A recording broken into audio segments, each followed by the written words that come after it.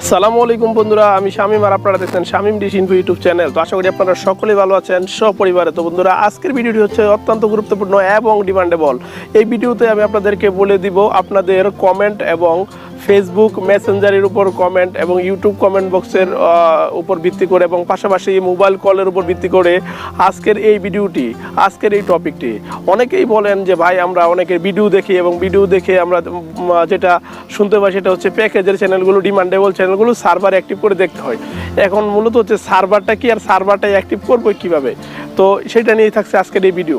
তো বন্ধুরা, আজকের ভিডিওটি যদি মনোযোগ সহকারে দেখেন তাহলে আপনার অবশ্যই উপকারে আসবে। আপনার কারো কাছে যেতে হবে না একটা রিসিভারের সার্ভার সম্পর্কে বা আপনার একটা রিসিভারের অনলাইন সম্পর্কে। তো বন্ধুরা, প্রথমেই আপনাকে বুঝতে হবে সার্ভার হচ্ছে আপনার এটা একটা ইন্টারনেট সংযোগ। সহজ ভাষায় সার্ভার আপনার রিসিভারে ইন্টারনেট সংযোগ প্রবেশ করিয়ে বিভিন্ন থার্ড পার্টি লোকদের কাছ থেকে আপনার সার্ভার এনে আপনার রিসিভারে কানেক্ট করার যেই ওয়েটা, সেটাই হচ্ছে আপনার সার্ভারের আপনার মূলত কাজ।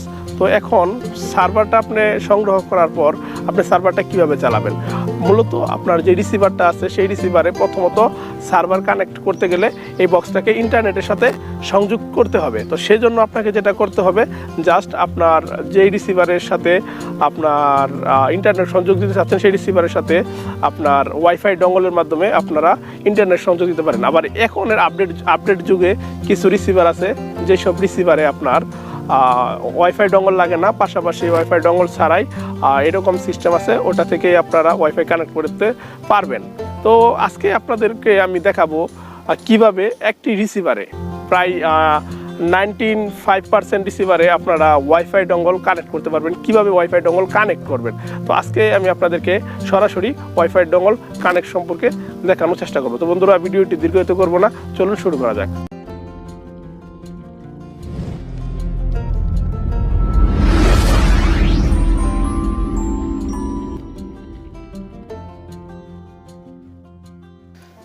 তো বন্ধুরা, দেখতে পাচ্ছেন আমার হাতে আছে ওয়াইফাই ডঙ্গল। আমি আপনাদেরকে ওয়াইফাই ডঙ্গলটি আজকে আনবক্সিং করে দেখাবো। তো মূলত আজকে ওয়াইফাই ডঙ্গলটি আনবক্সিং করার আগে আপনাকে যেটা বলতে চাই সেটা হচ্ছে, আপনি যদি প্যাকেজের চ্যানেলগুলো ফ্রিতে দেখতে চান তাহলে অবশ্যই আপনাকে ওয়াইফাই ডঙ্গলের মাধ্যমে ইন্টারনেট কানেকশন দিতে হবে রিসিভারে। আর ইন্টারনেট কানেকশন রিসিভারে দিলেই কিন্তু আপনার নেট চলবে না, সেক্ষেত্রে কিন্তু আপনাকে একটি সার্ভার নিতে হবে। আর সেই সার্ভার নিলে আপনার যে পরিমাণ ইন্টারনেট সংযোগের এমবি খরচ হবে সেটি হচ্ছে মান্থলি আপনার 30 এমবির মতো। এটা ওই রকম সিস্টেম না যে আপনার ইউটিউবে বা বিভিন্ন জায়গাতে যদি আপনি ভিডিও দেখেন তাহলে দেখবেন অনেক এমবি কেটে যাচ্ছে, কিন্তু এটা শুধু আপনার রিসিভারটাকে অনলাইনে অ্যাক্টিভ রাখার জন্য সার্ভার ব্যবহার করা হচ্ছে। তো কথা দীর্ঘায়িত করবো না, আমি আপনাদেরকে আনবক্সিং করে দেখাচ্ছি আজকের এই ডঙ্গলটি।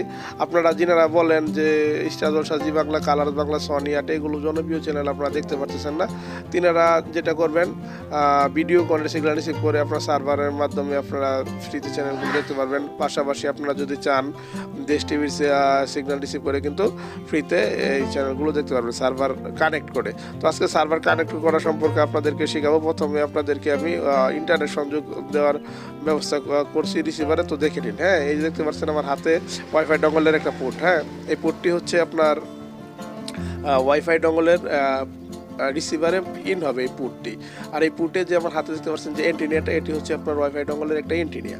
তো এন্টিনিয়াটা এই যে ইনপুট আছে ওয়াইফাই ইনপুটের মাধ্যমে এটা লাগাতে হবে। এটা লাগিয়ে তারপর আপনাকে যেটা করতে হবে রিসিভারে প্রবেশ করাতে হবে, এবং রিসিভারে প্রবেশ করার পর আপনাকে যেতে হবে টিভি স্ক্যানে গিয়ে আপনাকে ওয়াইফাই ডঙ্গলটা কানেক্ট করতে হবে। কোন অপশন থেকে ওয়াইফাই ডঙ্গল কানেক্ট করবেন সেটাও আপনাদেরকে দেখিয়ে দিব ইনশাল্লাহ। তো ভিডিওটা মনোযোগ সহকারে দেখতে হবে আপনাকে, যেটা করতে হবে। আর আপনি যদি আমার চ্যানেলে নতুন হয়ে থাকেন তাহলে অবশ্যই চ্যানেলটা সাবস্ক্রাইব করে রাখবেন, যাতে এরকম আরও নিত্য নতুন ভিডিও আপনারা পেয়ে যান। তো বন্ধুরা, আমি এখন আপনাদেরকে দেখাচ্ছি ওয়াইফাই ডঙ্গলটি সম্পূর্ণ সেট আপ হয়ে গেছে। দেখতে পাচ্ছেন আমার হাতে সম্পূর্ণ সেট আপ হয়ে গেছে। তো আমি এটা জাস্ট কী করবো, এখন আমার যে ইকুয়ালিং EL4-7 রিসিভার আছে এই রিসিভারে আমি জাস্ট এটা ইন করব।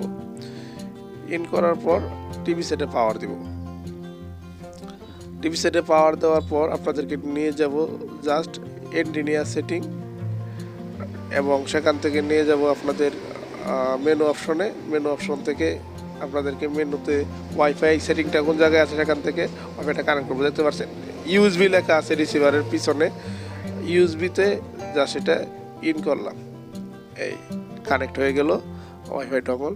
তো ওয়াইফাই ডঙ্গল কানেক্ট হওয়ার মাত্রই আমি চলে গেলাম টিভি মনিটরে, এখান থেকে আসলাম সিস্টেম সেটিংয়ে, নেটওয়ার্ক সেটিং মনে রাখবেন, সিস্টেম সেটিং থেকে নেটওয়ার্ক সেটিং, তারপরে উপরে লেখা আছে ওয়াইফাই। তো ওয়াইফাই কানেক্ট করার জন্য আপনাকে যেটা করতে হবে, এই যে পোস্ট বাটনে একটা ক্লিক দিবেন। ক্লিক দেওয়ার পর এই যে ওয়াইফাইটা এটা ফ্রি সিস্টেমে আছে, এটা লক দেওয়া আছে, পাসওয়ার্ড সিস্টেম। আপনারা ফ্রি সিস্টেম নাই, আপনারা যদি ফ্রি সিস্টেম থাকে তাহলে ফ্রি ওয়াইফাই থাকবে, কানেক্ট করে দিবেন। আমি পাসওয়ার্ডটা বসানোর পর জাস্ট কানেক্ট বাটনে ক্লিক করার সাথে সাথেই উপরে দেখতে পাচ্ছেন একটা বৃত্ত আকারে ঘুরতেছে, মানে লোডিং নিচ্ছে।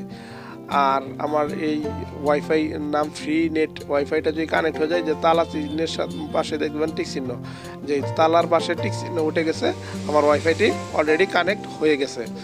তো এখন আপনি চাইলে কিন্তু এই রিসিভার দিয়ে ইউটিউবের ভিতরে গিয়ে ইউটিউবের ভিডিও দেখতে পারবেন, পাশাপাশি সিসি ক্যাম, এমসি ক্যাম, ফান ক্যাম, এগুলো সার্ভার আপনারা এনে সার্ভার কানেক্ট করে আপনারা প্যাকেজের চ্যানেল যদি সিগন্যাল রিসিভ করা থাকে আপনার, যেমন আপনার ভিডিওকন, এয়ারটেল, ডিটিএস, পাশাপাশি ডিডি ফ্রি ডিশের সাথে দেশ টিভি, এগুলো সিগন্যাল যদি রিসিভ করা থাকে তাহলে কিন্তু এই সার্ভার কানেক্ট হওয়া মাত্রই আপনারা কিন্তু দেখতে পারবেন।